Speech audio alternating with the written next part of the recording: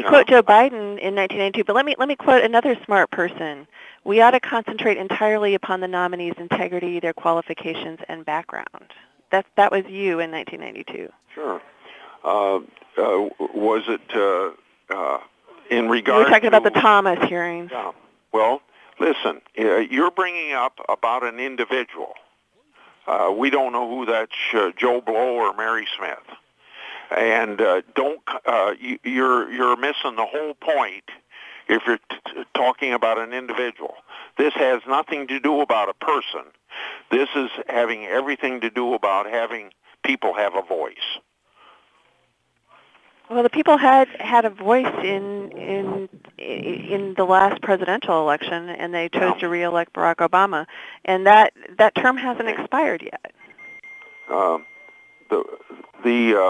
Then what you want to remember is the people spoke in 2014 that they didn't like things Biden was doing and threw out 9 or 10 incumbent Democrat senators.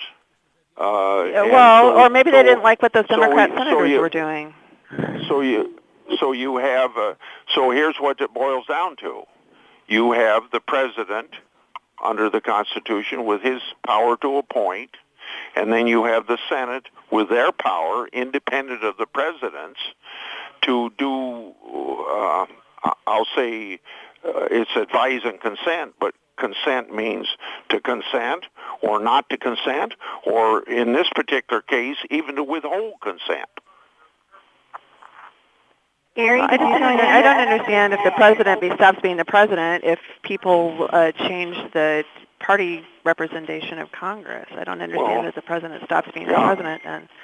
Well, don't you think that that's an expression of disagreeing with the president that says I have a pen and a phone, and if the Congress won't, I will, trying to do everything he can, and then packing the D.C. Circuit Court of Appeals with 3 people that aren't needed on the court because it's the least overworked court of anyone with about 250 cases per judge, where most of the other circuits have about 700 cases per judge, and put 3 more people on there because you want you aren't satisfied with 4 liberals and 4 conservatives. You want to put on 3 more people to protect the president when EPA makes regulations or Labor Department makes regulations or he has executive orders, and then you don't think there's a revulsion against that by the American people, and it's reflected in a whole turnover in the United States Senate that's the biggest turnover in the United States Senate